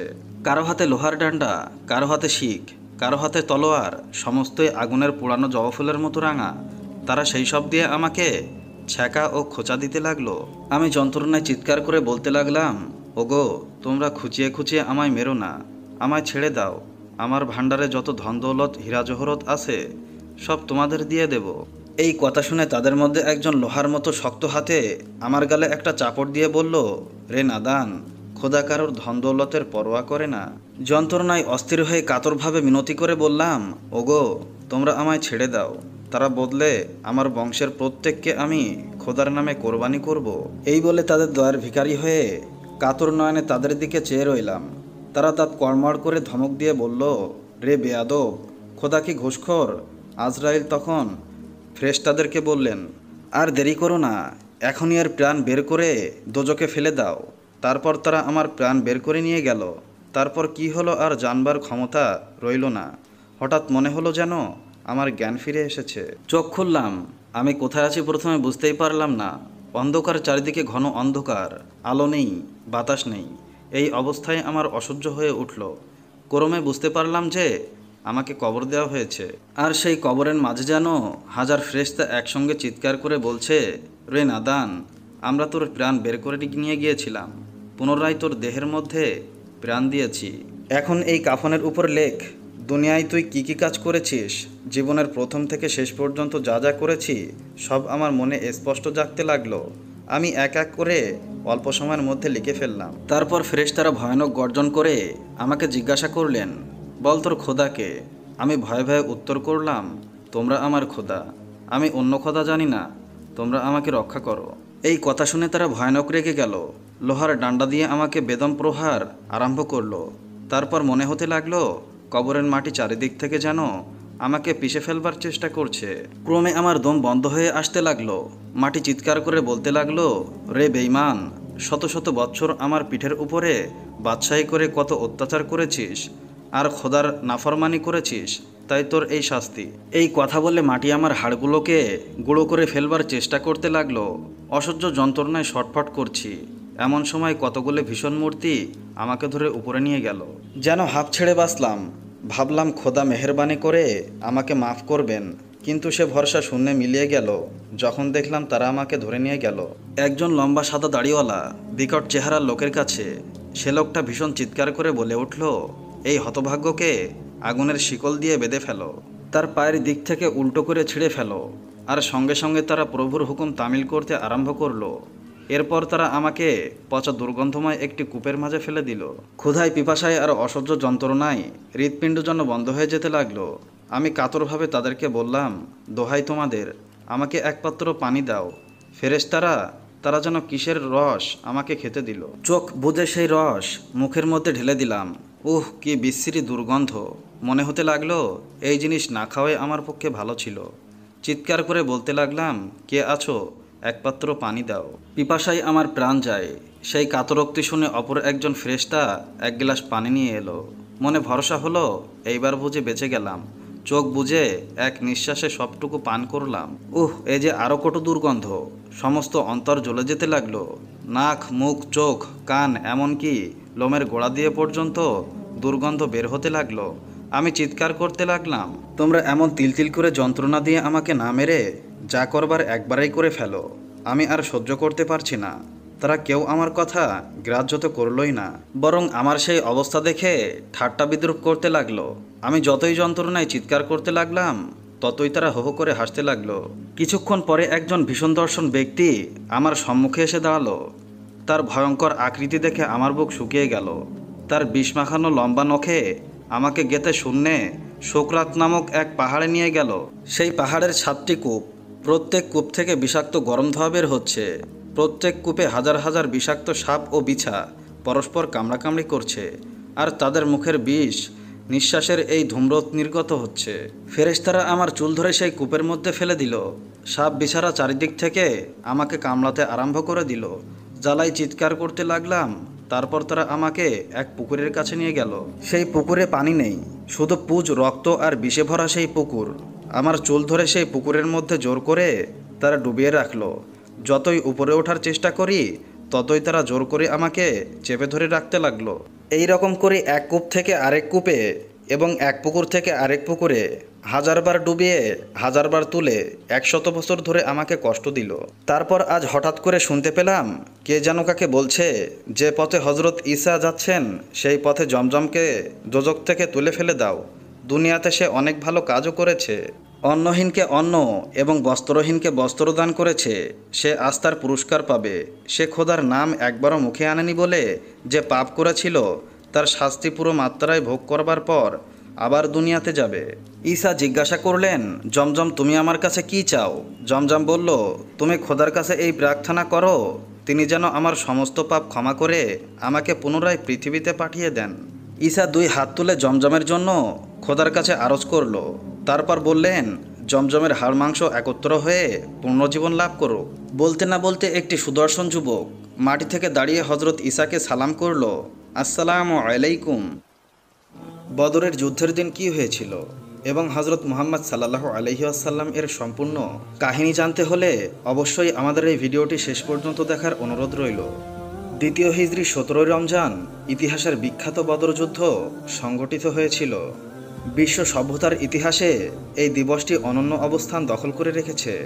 2য় হিজরির কথা, রমজান মাসে কুরাইশদের একটি সুবিশাল বাণিজ্যিক কাফেলা বিপুল অর্থসম্পদ ও মুসলমানদের বিরুদ্ধে যুদ্ধ করার জন্য অস্ত্র ক্রয় করে সিরিয়া থেকে ফিরছিল। তাদের দলপতি আবু সুফিয়ানের ভয় ছিল মুসলমানরা এগুলো তাদের থেকে ছিনিয়ে নেবে। তাই তারা মক্কায় খবর পাঠালো যে তাদের সাহায্যের প্রয়োজন। মক্কার কুরাইশটা যেন তাদের দলবল নিয়ে অতি দ্রুত এখানে এসে পৌঁছায়, তাদেরকে এই মহাবিপদ থেকে উদ্ধার করে। মক্কার কুরাইশরা সবসময় মুসলমানদের মূল উচ্ছেদ করার জন্য বিভিন্ন ফন্দি বিক্রি করে বেড়াতো। তাই মুসলমানদের অস্তিত্ব রক্ষায় রাজনৈতিক নীতি এবং কৌশল হিসাবে তাদের শক্তিমত্তা বিনষ্ট করার খুবই প্রয়োজন ছিল। কুরাইশদের সকল প্রকার শক্তির প্রধান উৎস ছিল সিরিয়ার বাণিজ্য। মুসলমানদের জন্য কুরাইশদের এই বাণিজ্যিক উন্নতিধারা বন্ধ করে দেওয়ার প্রয়োজন দেখা দিল। আবু সুফিয়ানের খবরটি মক্কায় পৌঁছালে কুরাইশরা 1000 জনের বিশাল সেনাদল নিয়ে মুসলমানদের মোকাবেলায় বেরিয়ে পড়ল। আবু জেহেল সহ কুরাইশদের বড় বড় নেতারা 100 ঘোড়া আর 700 উট নিয়ে এই যুদ্ধে অংশগ্রহণ করেছিল। নবীজি সাল্লাল্লাহু আলাইহি ওয়াসাল্লাম তাদের যুদ্ধভার সম্পর্কে জানতে পারেন তখন 12ই রমজান। নবীজি সাল্লাল্লাহু আলাইহি ওয়াসাল্লাম তাদের বিরুদ্ধে যুদ্ধের প্রস্তুতি গ্রহণ করেন। 313 জন মুহাজির ও আনসার সাহাবী নিয়ে তাদের মোকাবেলার উদ্দেশ্যে তিনি বেরিয়ে পড়েন। সাহাবায়ে কিরাম তাদের জীবন ও জীবনের অর্জিত সকল সম্পদ নবীজির নিকট সমর্পণ করে দিলেন। অন্যদিকে কুরাইশদের নেতা আবু সুফিয়ান চলার পথে যাকেই পেত মুসলমানদের সম্পর্কে জিজ্ঞেস করত। বদর প্রান্তর অতিক্রম করার আগেই সে তার কাফেলা থামিয়ে দিয়ে নিজেই অগ্রসর হয়। মুসলমানদের খবর নেয়। সে জানতে পারে 2 জন আরোহীকে টিলার পাশে তাদের উটকে বসিয়ে মশকে পানি ভরতে দেখা গিয়েছিল। আবু সুফিয়ান তখন টিলার পাশে যায় এবং উটের গোবরে খেজুরের আটি খুঁজে পায়। তখনই সে বুঝতে পারে এটা মদিনার উট। এর আশেপাশে মুসলমানরা অবস্থান করছে। আবু সুফিয়ান মদিনার পথ এড়িয়ে সমুদ্রের উপকূল ধরে বণিকদের নিয়ে এগিয়ে চলল। অন্যদিকে আবু জেহেল বদর অভিমুখে রওনা দেয় এবং সে অহংকার করে বলে, আমরা বদরে যাব ও সেখানে 3 দিন থাকব ও আমোদ ফুর্তি করে পান ভোজন করব। সমগ্র আরব জাতির উপরে আমাদের শক্তি প্রকাশিত হবে, সবাই আমাদেরকে ভয় পাবে। নবীজি সাল্লাল্লাহু আলাইহি ওয়াসাল্লাম তাদের সম্পর্কে জানতে পেরে সাহাবেদের নিয়ে পরামর্শে বসলেন। এই অনাকাঙ্ক্ষিত পরিস্থিতি এবং অবিসম্ভাবী রক্তক্ষয়ী সংঘর্ষের মোকাবেলা কিভাবে করা যায়, তিনি তাই নিয়ে পরামর্শ বৈঠক আহ্বান করলেন। হজরত আবু বক্কর ও ওমর রাদিয়াল্লাহু তাআলা আনহু তাদের মূল্যবান পরামর্শ দান করলেন। অতঃপর মিকদাদ ইবনে আসওয়াদ রাদিয়াল্লাহু তাআলা আনহু দাঁড়িয়ে বললেন, হে আল্লাহর রাসূল, আল্লাহর দেখানো পথে আপনি এগিয়ে চলুন, আমরা আপনার সঙ্গে আছি। যদি আপনি আমাদেরকে নিয়ে মদিনার বারকুল কিমাত পর্যন্ত চলে যান, তবে আমরা অবশ্যই আপনার সঙ্গে যুদ্ধ করতে করতে সেই পর্যন্ত পৌঁছে যাব। হজরত মিকদাদের এই জোরালো বক্তব্য নবীজি পছন্দ করলেন এবং তার জন্য কল্যাণের দোয়া করলেন। হজরত সাদ ইবনে মুআজ বললেন, হে আল্লাহর রাসূল, যদি আমাদেরকে নিয়ে আপনি এই সমুদ্রে ঝাঁপিয়ে পড়েন, তবে আমরাও আপনার সঙ্গে ঝাঁপিয়ে পড়ব, আমাদের একজন লোকও পিছনে থাকবে না। অতএব আপনি আমাদেরকে নিয়ে আল্লাহর নামে এগিয়ে চলুন। হজরত সাদের উক্ত কথা শুনে নবীজি সাল্লাল্লাহু আলাইহি ওয়াসাল্লাম খুবই খুশি হলেন এবং বললেন, চলো এবার সুসংবাদ গ্রহণ করো। সবার পরামর্শে সর্বশেষে নবীজি সাল্লাল্লাহু আলাইহি ওয়াসাল্লাম বদর অভিমুখে রওনা হলেন। অতঃপর বদর প্রান্তরের নিকটবর্তী স্থানে অবতরণ করেন। দ্বিতীয় হিজরি 17 রমজান 624 খ্রিস্টাব্দের 11 মার্চ শুক্রবার সেখানে সংগঠিত হয় ঐতিহাসিক বদরের যুদ্ধ। 17 রমজান শুক্রবার রাত বদরের যুদ্ধের পূর্বরাত। সৈন্যদের শ্রেণীবিন্যাস শেষ হয়েছে, সবাই ক্লান্ত শ্রান্ত। হঠাৎ বৃষ্টি এলো, মুসলমান যোদ্ধারা ঘুমিয়ে পড়ল। গভীর ঘুমে আচ্ছন্ন বাহিনীর সকল ক্লান্তি দূর হয়ে গেল এবং যুদ্ধের জন্য তাদের দেহ মন একেবারে প্রস্তুত হয়ে গেল। খুব ভোরে কুরাইশ বাহিনী তারা পাহাড় থেকে নিচে নেমে হতবাক হয়ে গেল। পানির উৎস রাতারাতি মুসলমান বাহিনীর দখলে চলে গেল। হাকেম ইবনে হেজাম কয়েকজন কুরাইশ বাহিনীকে নিয়ে পানির কূপের দিকে অগ্রসর হলো। এই সময় নবীজি বললেন তাদেরকে যেন কিছু না করে ছেড়ে দেওয়া হয়। এর ফলে তারা সেখান থেকে পানি পান করলো এবং পরবর্তীতে যুদ্ধে নিহত হলো। কিন্তু হাকেম সেই পানি পান করেনি, সে বেঁচে গেল। পরবর্তীতে ইসলাম কবুল করল। অন্যদিকে কুরাইশ নেতারা অবস্থার ভয়াবহতা টের পেল এবং আফসোস করতে লাগলো। তবে তাদের ধারণা ছিল মুসলমানরা সংখ্যায় 300 বা তার কিছু কম হবে। আবু জেহেল কুরাইশদের নিয়ে মুসলমানদের দিকে এগিয়ে এলো, কিন্তু নবীজি সাল্লাল্লাহু আলাইহি ওয়াসাল্লাম তার বাহিনীকে বললেন, চূড়ান্ত নির্দেশ না দেওয়া পর্যন্ত কেউ যুদ্ধ শুরু করবে না। কুরাইশদের পক্ষ থেকে ব্যাপক হারে তীর বৃষ্টি না হওয়া পর্যন্ত তোমরা কেউ তীর ছুড়বে না। তোমাদের ওপরে তাদের তরবারি আসার আগ পর্যন্ত তোমরা কেউ তরবারি চালাবে না।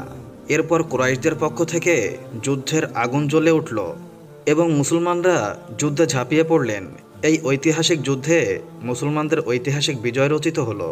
কুরাইশদের অনেক কাফের যোদ্ধারা মুসলমানদের হাতে বন্দী হলো। এটাই ছিল ইসলামের প্রথম সিদ্ধান্তমূলক মুসলমানদের পরিকল্পিত সামরিক জেহাদ। যুদ্ধ শুরু হওয়ার আগে নবীজি সাল্লাল্লাহু আলাইহি ওয়াসাল্লাম মহান আল্লাহর নিকট প্রার্থনা করলেন, হে আল্লাহ, তুমি যদি চাও দুনিয়াতে তোমার ইবাদত করার মতন কেউ না থাকুক, তাহলে এই ক্ষুদ্র দলটিকে নিশ্চিহ্ন করে দাও। কিন্তু আল্লাহ রাব্বুল আলামিন তা চাননি। সেই কারণে প্রায় নিরস্ত্র মুষ্টিমেয় মুসলমান যোদ্ধাদের কাছে পরাজিত হয়েছিল বিশাল কুরাইশ বাহিনী। কুরাইশদের অহংকারের পতন হয়, যা ছিল মহান আল্লাহর কুদরতেরই প্রমাণ। এই যুদ্ধে মুসলমানদের 14 জন সাহাবী যোদ্ধা শহীদ হয়েছিলেন। কুরাইশদের 70 জন নিহত এবং 70 জন কাফের যোদ্ধা মুসলমানদের হাতে বন্দী হয়, যাদের অধিকাংশই নেতা পর্যায়ের লোক ছিল। বদর যুদ্ধে অংশগ্রহণকারী সাহাবীদের মধ্যে দ্বিতীয় পর্যায়ের নেতৃত্ব দিয়েছিলেন হজরত ওমর, হজরত আলী এবং হজরত আমির হামজা রাদিয়াল্লাহু তাআলা আনহু। আর কুরাইশদের মধ্যে নেতৃত্ব দিয়েছিলেন আবু জাহেল, উতবা সাহিবা ও পতাকাবাহী নজর ইবনে হারেস, ওয়ালিদ ইবনে মুগিরা এবং আবু সুফিয়ান। এই যুদ্ধে কুরাইশদের 24 জন সেনাপ্রধান নিহত হয়। কুরাইশদের প্রধান সেনাপতি আবু জেহেলকে হত্যা করেন 2 জন সহোদর আনসার কিশোর সাহাবী। হজরত মাআজ এবং মুআজ রাদিয়াল্লাহু তাআলা আনহু নিয়ম অনুযায়ী যুদ্ধ শেষে বদর প্রান্তরে মুসলমানরা 3 দিন পর্যন্ত অবস্থান করেন। চতুর্থ দিন নবীজি সাল্লাল্লাহু আলাইহি ওয়াসাল্লাম সবাইকে নিয়ে মদিনার পথে রওনা করেন। তার সাথে ছিল বন্দী কুরাইশরা এবং যুদ্ধলব্ধ সম্পদ। যুদ্ধবন্দীদের সাথে আল্লাহর রাসূল এবং মুসলিমরা যে সহমর্মিতা দেখিয়েছিলেন, বিশ্বের ইতিহাসে তার নজির পাওয়া মুশকিল। যুদ্ধ সূচনার প্রত্যক্ষ ও পরোক্ষ কারণ, মদিনায় সফলভাবে ইসলাম প্রতিষ্ঠিত হওয়ায় মক্কার কুরাইশরা মুসলমানদের বিরুদ্ধে হিংসায় লিপ্ত হলো। আবদুল্লাহ ইবনে অবাই ও ইহুদিরা ষড়যন্ত্র শুরু করলো, মুসলমানদের সঙ্গে সন্ধি শর্ত ভঙ্গ করলো। কুরাইশরা তাদের বাণিজ্য বন্ধ হয়ে যাওয়ার আশঙ্কায় যুদ্ধের ঘোষণা দিল। নবীজিকে চিরতরে নিশ্চিহ্ন করার নিকৃষ্ট পরিকল্পনা এবং নীল নকশা তারা আঁকলো। কাফেরদের রণপ্রস্তুতি, আবু সুফিয়ানদের অপপ্রচার, যুদ্ধ প্রস্তুতির জন্য ঐশী বার্তা, মক্কাবাসীদের ক্ষোভ এবং কাফের দ্বারা মদিনা আক্রমণ ঠেকাতে মুসলমানরা মদিনার দক্ষিণ পশ্চিম কোণে ৮০ মাইল দূরে ১৭ রমজান কাফেরদের সঙ্গে রক্তক্ষয়ী এক যুদ্ধে উপনীত হন। এই ঐতিহাসিক যুদ্ধ থেকে মুসলমানদের অর্জন ছিল আত্মবিশ্বাসের সৃষ্টি, বিশ্বজয়ের সূচনা, সর্বোত্তম ইতিহাস রচনা, প্রথম সামরিক বিজয়, কুরাইশদের চরম পরাজয়, মিথ্যার ওপর সত্যের জয়। আল্লাহ রাব্বুল আলামিন হজরত লূত আলাইহি ওয়াসাল্লামের জাতিকে যেভাবে ধ্বংস করেছিলেন, হজরত লূত আলাইহি ওয়াসাল্লাম আল্লাহর এক সম্মানিত নবী। তিনি সেই সব নবীদের একজন যাদের জাতি ঈমান আনেনি। হজরত লূতের জাতি যে কেবল ঈমান আনেনি তাই নয়, বরং তার জাতির লোকেরা ছিল সেই কালের সবচেয়ে পাপিষ্ঠ লোক। হজরত নূহ আলাইহি ওয়াসাল্লাম, হজরত সালেহ ও হজরত হুদ আলাইহি ওয়াসাল্লামের জাতির মতোই লূত আলাইহি ওয়াসাল্লামের জাতিকেও আল্লাহ রাব্বুল আলামিন ধ্বংস করে দিয়েছিলেন। হজরত লূত আলাইহি ওয়াসাল্লাম ছিলেন হজরত ইব্রাহিম আলাইহি ওয়াসাল্লামের ভাতিজা। হজরত ইব্রাহিম আলাইহি ওয়াসাল্লাম যখন নিজ দেশ ইরাকে ইসলাম প্রচার করছিলেন, তখন সেখানে মাত্র 2 জন লোক ঈমান এনেছিলেন। এদের একজন ছিলেন হজরত ইব্রাহিম আলাইহি ওয়াসাল্লামের স্ত্রী সারা, আর অন্যজন ছিলেন তার ভাতিজা হজরত লূত আলাইহি ওয়াসাল্লাম। তিনি যখন ইরাক থেকে হিজরত করতে বাধ্য হন, তখন কেবল এই 2 জনই তার হিজরতের সঙ্গী হয়েছিলেন। রাজা নমরুদের অত্যাচারে যখন নিজ দেশে ইসলাম প্রচার করা অসম্ভব হয়ে পড়ে, তখন লূত আলাইহি ওয়াসাল্লামের চাচা ইব্রাহিম আলাইহি ওয়াসাল্লামের সাথে দেশ ত্যাগ করেন। চাচার সঙ্গে দিন প্রচারের কাজে তিনি ফিলিস্তিন, সিরিয়া হয়ে আফ্রিকার মিশরে পাড়ি জমান। হজরত ইব্রাহিমের ইসলাম প্রচারের সাথী হিসাবে লূত অগাধ জ্ঞান ও প্রশিক্ষণ লাভ করেন। ফলে আল্লাহ রাব্বুল আলামিন তাকে নবুয়াত প্রদান করেন এবং জর্ডান এলাকায় একটি পাপিষ্ঠ জাতির কাছে ইসলাম প্রচারের গুরুদায়িত্বে নিযুক্ত করেন। পবিত্র কুরআনুল কারিমে এদেরকে কমে লূত বা লূতের জাতি বলা হয়েছে। এ জাতি যে অঞ্চলে বাস করত, বর্তমানে সে অঞ্চলের নাম ট্রান্স জর্ডান। এ জায়গাটি ইরাক এবং ফিলিস্তিনের মাঝামাঝি অবস্থিত। সেকালে এ জাতির প্রধান শহরের নাম ছিল সাদুম। এছাড়াও তাদের আরও অনেকগুলো শহর ছিল। চরম পাপাচারের কারণে আল্লাহ তাআলা তাদেরকে ধ্বংস করে দিয়েছিলেন। তাদের শহরগুলোকে তলিয়ে দেন। বর্তমানে যাকে লূত সাগর বা মৃত সাগর বলা হয়, তাদের শহরগুলোকে তলিয়ে এতেই মিশিয়ে গিয়েছিল। লূত সাগরের পূর্ব দক্ষিণ অঞ্চলে আজও তাদের ধ্বংসাবশেষ বিদ্যমান আছে। হজরত ইব্রাহিম আলাইহি ওয়াসাল্লামের প্রতিনিধি হিসেবে এ এলাকাতেই হজরত লূত আলাইহি ওয়াসাল্লাম ইসলাম প্রচারের কাজে আত্মনিয়োগ করেছিলেন। লূত আলাইহি ওয়াসাল্লামের জাতির মতো পাপিষ্ঠ জাতি খুবই কম ছিল। তাদের চরিত্র এত খারাপ ছিল যা ভাষায় প্রকাশ করা যায় না। তারা ছিল সমকামী। তারা প্রকাশ্যে অশ্লীল কাজ এবং জনসমাবেশে কুকর্মে লিপ্ত হতো। ডাকাতি রাহাজানি ছিল তাদের নিত্যদিনের কাজ। তাদের এলাকায় কোনো ভালো মানুষ এসে নিরাপদে ফিরে যেতে পারতো না। কোনো ব্যবসায়ী বণিক তাদের এলাকায় গেলে সব কিছু খইয়ে আসতে হতো। তাদের মধ্যে সামান্যতম লজ্জা শরম পর্যন্ত ছিল না। তাদের মাঝে একজন সৎলোকও ছিল না। যে পাপ কাজে বাধা দেবে এমন একটি প্রাণীও ছিল না। যে পাপকে ঘৃণা করত এমন একজন লোকও ছিল না। যে কোনো অন্যায় কাজের প্রতিবাদ করত। এই পাপিষ্ঠ লোকদের সৎপথ দেখানোর জন্যই আল্লাহ রাব্বুল আলামিন হজরত লূত আলাইহি ওয়াসাল্লামকে সেখানে পাঠালেন। তিনি এসে তাদেরকে আল্লাহর দিকে ডাকলেন, মহান আল্লাহকে ভয় করতে বললেন।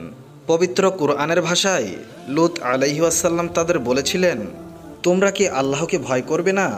তোমরা এমন পাপাচার করছো যা তোমাদের আগে কোনো জাতি করেনি। তোমরা একটি সীমালঙ্ঘনকারী জাতি। সূরা আল আরাফ আয়াত ৮০। কেন তোমরা নরদের সাথে নোংরা কাজ করো? কেন ডাকাতি রাহাজানি করো আর জনসমাবেশে কুকর্মে লিপ্ত হও? এইভাবে লূত আলাইহিওয়াসাল্লাম দীর্ঘদিন ধরে কুকর্মের প্রতিবাদ করলেন, কিন্তু তাদের একটি লোকও সেই উপদেশ গ্রহণ করল না। ওরা হজরত লূতের উপদেশ তো গ্রহণ করলই না, সৎ পথে তো এলোই না, বরং হজরত লূত আলাইহিওয়াসাল্লামের বিরুদ্ধে গড়ে তুলল বিরাট ষড়যন্ত্র। কেউ তাদেরকে ভালো হওয়ার কথা বলুক, এটা তারা সহ্যই করতে পারত না। তারা হজরত লূত আলাইহিওয়াসাল্লামকে শাসিয়ে বলল, আমরা তো তোমাকে আর তোমার খোদাকে প্রত্যাখ্যান করেছি। কই তোমার খোদার আজাব? তুমি যদি সত্যিই খোদার নবী হতে, তাহলে তো আল্লাহর আজাব আমরা দেখতে পেতাম।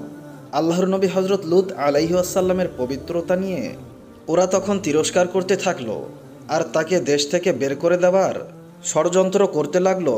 তখন সর্বশক্তিমান আল্লাহ রাব্বুল আলামিন ওই জাতিটিকে পৃথিবীর বুক থেকে নির্মূল করার জন্যে ফেরেশতা পাঠিয়ে দিলেন। অতঃপর ফেরেশতারা মানুষের বেশ ধরে হজরত লূত আলাইহিওয়াসাল্লামের ঘরে উঠলেন। লূত আলাইহিওয়াসাল্লাম তাদের চিনতে পারেননি। বললেন, আপনাদের তো চিনতে পারছি না। তারা বলল, আমরা আপনার কাছে এসেছি। এতক্ষণে হজরত লূতের বাড়িতে নতুন মেহমানদের আসার খবর পেয়ে গেছে শহরের সব মন্দ লোকেরা। বদমায়েশ লোকগুলো দৌড়ে এলো মেহমানদের সঙ্গে খারাপ কাজের অভিপ্রায়। লূত তাদেরকে বাধা দিলেন, আফসোস করে বললেন, তোমাদের মাঝে কি একজন ভালো মানুষও নেই?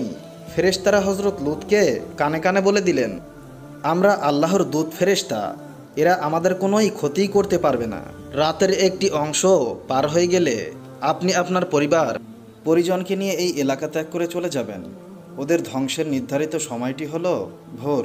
ভোর হওয়ার আগেই আল্লাহর নির্দেশে হজরত লূত আলাইহিওয়াসাল্লাম এলাকা ছেড়ে চলে গেলেন। এদিকে ফেরেশতারা গোটা এলাকার জমিনকে সম্পূর্ণ ওলটপালট করে দিলেন। অবিরাম পাথর নিক্ষেপ করে সব কিছু ধ্বংস করে দিলেন। তাদের একটি লোককেও বাঁচিয়ে রাখা হলো না। যারা ধ্বংস হয়েছে তাদের সাথে হজরত লূত আলাইহিওয়াসাল্লামের স্ত্রীও রয়েছেন। ইনি নবীর স্ত্রী হয়েও কুপরিপক্ষ ত্যাগ করেননি। ফলে আল্লাহ তাআলা কাফেরদের সাথে তাকেও ধ্বংস করে দেন। আল কুরআনে অন্য এক স্থানে আল্লাহ রাব্বুল আলামিন বলেছেন, আল্লাহ কাফেরদের উপমা বানিয়েছেন নূহ এবং লূতের স্ত্রীকে। এই দুইজন আমার দুই নেকবান্দার সঙ্গে বিবাহ বন্ধনে আবদ্ধ ছিল, কিন্তু তারা তাদের প্রতি বিশ্বাসঘাতকতা করে। স্বামী নবী হয়েও আল্লাহর আযাব থেকে তাদের বাঁচবার ব্যাপারে উপকারে আসলো না। তাদের নির্দেশ দেওয়া হলো, দোজখীদের সাথে প্রবেশ করো দোজখে, জাহান্নামীদের সাথে প্রবেশ করো জাহান্নামে। সূরা আত-তাহরিম আয়াত 10। আজকে আপনাদেরকে জানাবো হজরত আয়ুব আলাইহিওয়াসাল্লামের ধৈর্যের কাহিনী। যখন শয়তান হজরত আয়ুব আলাইহিওয়াসাল্লামের কোনো ক্ষতি সাধন করতে সক্ষম হলো না, তখন নিজে আল্লাহর দরবারে আরজ করে বলল, হে খোদা, আমি তোমার কসম খেয়ে বলতে পারি, আয়ুব নবী একমাত্র তোমার ধন সম্পদের লোভে এবং আরাম আয়েশের তৃপ্তিতে তোমার ইবাদত বান্দেগী করে থাকে। যদি তার এই ধন সম্পদ এবং সুখ শান্তি বিলীন হয়ে যায়, তাহলে একদিনও সে তোমার ইবাদতে লিপ্ত হবে না। হে খোদা, তুমি নবীর উপর হস্তক্ষেপ করার ক্ষমতা আমাকে দাও, আমি একটু দেখি আয়ুব তোমার কতটা বিশ্বস্ত নবী। আল্লাহ তাআলা শয়তানকে জানিয়ে দিলেন, যাও, তোমাকে নবীর উপর হস্তক্ষেপ করার ক্ষমতা দেওয়া হলো। তোমার যেভাবে ইচ্ছে সেইভাবে নবীকে পরীক্ষা করতে পারো। শয়তান আল্লাহর দেয়া ক্ষমতা পেয়ে প্রথমে একজন প্রতীক সেজে হজরত আয়ুব আলাইহিওয়াসাল্লামের কাছে গমন করলেন। নিজ দারিদ্রতা প্রকাশ করে কয়েকদিন তার দরবারে থাকার আবেদন জানায়। হজরত আয়ুব আলাইহিওয়াসাল্লাম লোকটি সম্বন্ধে সন্দেহ করেন, কারণ তার শরীর থেকে এক প্রকার তীব্র গন্ধ তিনি অনুভব করেন। অতএব আয়ুব আলাইহিওয়াসাল্লাম তাকে বললেন, তোমাকে আমি কিছু টাকা পয়সা দিচ্ছি, তুমি অন্যত্র গিয়ে থাকার ব্যবস্থা করো। শয়তান হজরত আয়ুব আলাইহিওয়াসাল্লামের ব্যবহারে খুবই ক্ষিপ্ত হলো, তাই মলিন মুখে ফেরত গেল। তারপর সে একদিন নবীর ফলবাগানে আগুন ধরিয়ে দিল। নবীর কাছে খবর পৌঁছানো হলো। নবী উত্তরে বললেন, আলহামদুলিল্লাহ। পরের দিন শয়তান আবার পশুর আস্থা বলে আবার আগুন ধরিয়ে দিল, যাতে সমস্ত পশু মারা যায়। কিছু সংখ্যক রাখালও মৃত্যুর হাত থেকে রেহাই পায়নি। পরের দিন প্রবল এক ভূমিকম্পে তার বাসস্থান বিধ্বস্ত হয়। আয়ুব আলাইহিওয়াসাল্লামের স্ত্রীগণ এবং সন্তান সন্ততি বিধ্বস্ত ইমারতের নিচে পড়ে মৃত্যুবরণ করলেন। হজরত আয়ুব আলাইহিওয়াসাল্লামের নিকট খবর পৌঁছালো। তিনি বললেন, সুবহানাল্লাহ, আলহামদুলিল্লাহ, লা ইলাহা ইল্লাল্লাহ। চারজন স্ত্রীর মধ্যে দুইজন জীবিত ছিলেন। একজন নবীর সাথে তর্ক বিতর্ক করে বিদায় হয়ে গেলেন। বাকি থাকলো একমাত্র রহিমা। এদিকে মানুষ নবীর প্রতি তুচ্ছ তাচ্ছিল্য এবং উপহাস আরম্ভ করে দিল। কেউ কেউ বলল, আয়ুব যদি আল্লাহর নবী হতো তাহলে তার ওপর এত রকম গজব কেন নাজিল হলো? সে আল্লাহর নবী নয়। নবীর ভক্তদের মধ্যেও ভাঙন শুরু হলো। অবস্থা থেকে শয়তান তেমন খুশি হতে পারল না, কারণ সব কিছু শেষ হওয়ার পরেও আয়ুব নবীর কোনো পরিবর্তন হলো না। শয়তান আর বসে থাকতে পারল না। সে একদিন নবীর এক ভক্ত হয়ে তার নিকট পৌঁছালো এবং তার শরীরে একটি গরম ফুঁক দিয়ে বিদায় হয়ে গেল। পরের দিন নবীর শরীরে ফুসকার মতো এক প্রকার ফোড়া উঠে ভরে গেল। তিনি খুবই অসুস্থ হয়ে পড়লেন। ইবাদত বান্দেগীতে কিছুটা বিঘ্ন সৃষ্টি হলো। স্ত্রী রহিমা তার সেবা যত্ন আরম্ভ করে দিলেন। আস্তে আস্তে ফোড়াগুলো বড় হয়ে ক্ষতের সৃষ্টি করলো। দীর্ঘদিন এই অবস্থায় কাটানোর পরে শরীরের মাংসের মধ্যে এক প্রকার কীট দেখা গেল। আরও কয়েকদিন অতিবাহিত হওয়ার পরে নতুন আরও 2 রকমের পোকার সৃষ্টি হলো। এই পোকাগুলো নবীর শরীরের মাংস এবং রক্ত খেতে শুরু করলো। অন্যদিকে নবীর স্ত্রী জমা করা রাখা টাকা পয়সা সব কিছু শেষ হয়ে গেল। শুধু পানি পান করে স্বামী স্ত্রী কয়েকদিন কাটালেন, তারপর আর ধৈর্য ধরতে পারলেন না। তখন বিবি রহিমা তার স্বামী হজরত আয়ুব আলাইহিসসালামের নিকট বললেন, এখন আমাদের আর কিছুই নেই, অতএব আমি গ্রামে গিয়ে মানুষের বাসায় কাজ করে যা উপার্জন করতে পারি তা দ্বারা অন্তত কিছু আহার্যের ব্যবস্থা করা সম্ভব হবে। অতএব আমাকে এ ধরনের কাজ করার অনুমতি দিন। হজরত আয়ুব আলাইহিসসালাম স্ত্রীর কথা শুনে অনেকক্ষণ কাঁদলেন। তারপর তিনি স্ত্রীকে কাজের অনুমতি দিলেন। এদিকে হজরত রহিমা নবীকে ছাড়া বিদায় গ্রহণ করার মানুষ নয়, তাই তিনি সর্বদা নবীর খেদমতে ব্যস্ত থাকলেন। মানুষের বাসায় কাজ করে যা সামান্য উপার্জন করে আনতেন তা দ্বারা হজরত আয়ুব আলাইহিসসালাম এবং নিজের আহারের ব্যবস্থা করতেন। এইভাবে দীর্ঘদিন অতিবাহিত হয়ে চলল। একদিন কয়েকটি জীবিত পোকা মাটিতে গড়িয়ে পড়ে গেল। তখন হজরত আয়ুব আলাইহিসসালাম স্ত্রীকে ডেকে বললেন, রহিমা, পোকাগুলো যদি আমার মাংস রক্ত খেয়ে তৃপ্তি লাভ করে তাতে আপত্তি কি? এতে অন্তত ওদেরকে খাবার দান করার পুণ্য অবশ্যই পাওয়া যাবে। যেই পোকাগুলো গড়িয়ে মাটিতে পড়ে গেল ওগুলোকে উঠিয়ে আমার শরীরের উপর দিয়ে দাও। হজরত রহিমা স্বামীর আদেশ অনুসারে পোকাগুলোকে তার শরীরের উপর উঠিয়ে দিলেন। একদিন হজরত রহিমা গ্রামে গিয়ে কোনো কাজ পেলেন না। তখন তিনি খুবই দুশ্চিন্তায় প্রস্ত হলেন। অবশেষে এক কাফের রমণীর নিকট গিয়ে বললেন, হে মহিয়সী, আপনি আমাকে আজকের জন্য একটি টাকা ধার দিন, আমি আগামী দিন এই ধার শোধ করব। মহিলা রহিমার কথা শুনে বলল, আমি কাউকে ধার দেই না, জীবনে অনেক টাকা ধার দিয়েছি, কেউ আজ পর্যন্ত টাকা ফেরত নিয়ে এখানে আসেনি, অতএব ভাওতাবাজি ছেড়ে সোজা পথ দেখো। হজরত রহিমা বললেন, তবে আমাকে কিছু কাজ দিন, বিনিময়ে একটি টাকা দেবেন। মহিলা বলল, তুমি যদি একটি টাকা নিতে চাও তাহলে তোমার মাথার সুন্দর চুলগুলি আমাকে কেটে দিয়ে দাও, আমি ওইগুলোর বিনিময়ে তোমাকে টাকা দিতে পারি। হজরত রহিমা বললেন, আমার মাথার চুল দেব না।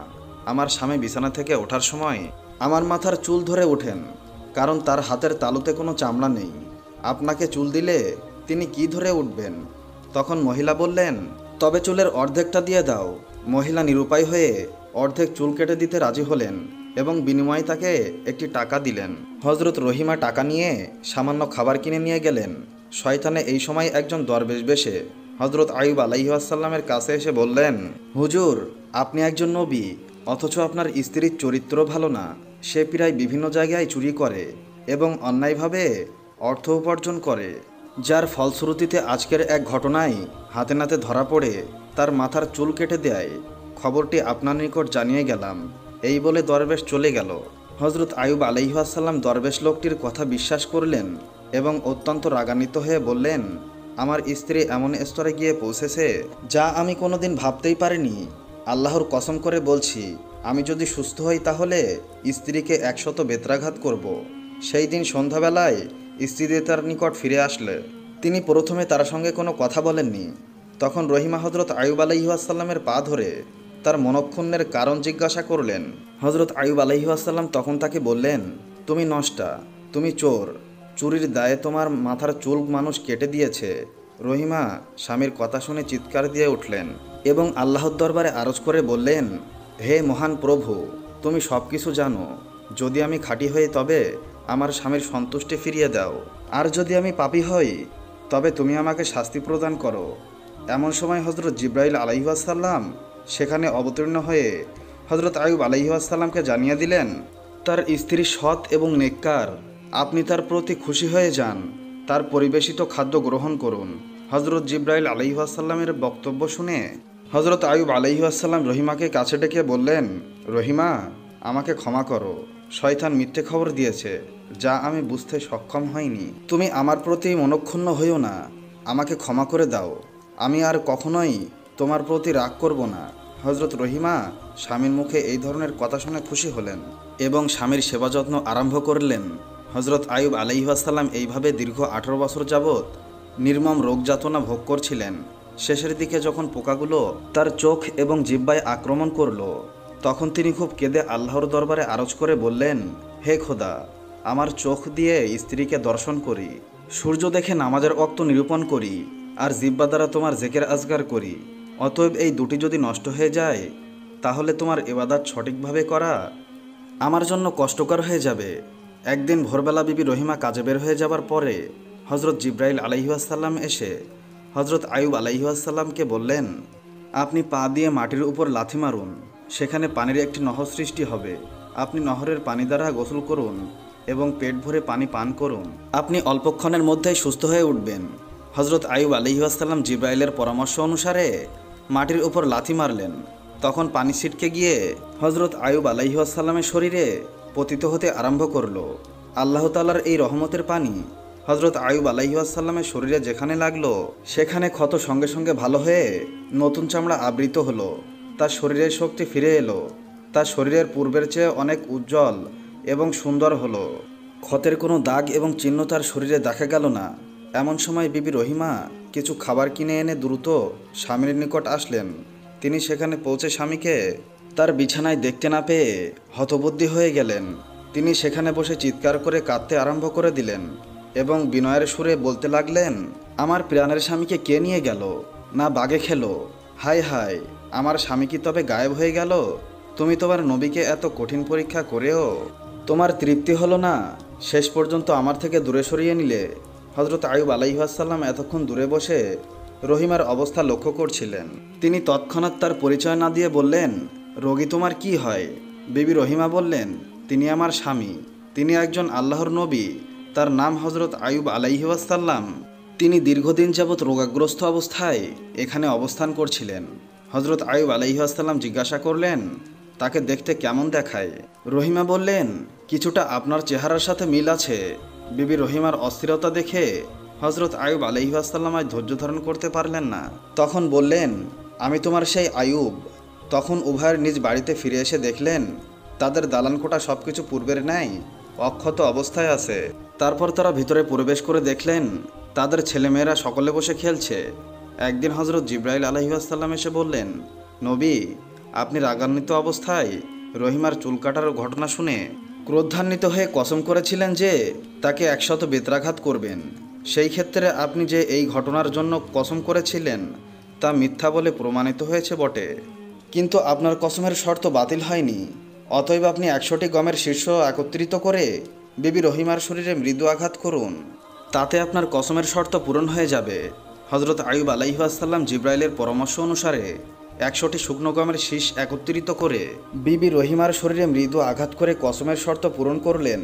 হজরত আয়ুব আলাইহিসসালাম 168 বছর জীবিত থেকে দুনিয়ার মানুষকে চরম ধৈর্যের শিক্ষা প্রদান করে এহলোক ত্যাগ করেন। সুপ্রিয় দর্শক, এই ছিল আমাদের আজকের ভিডিও।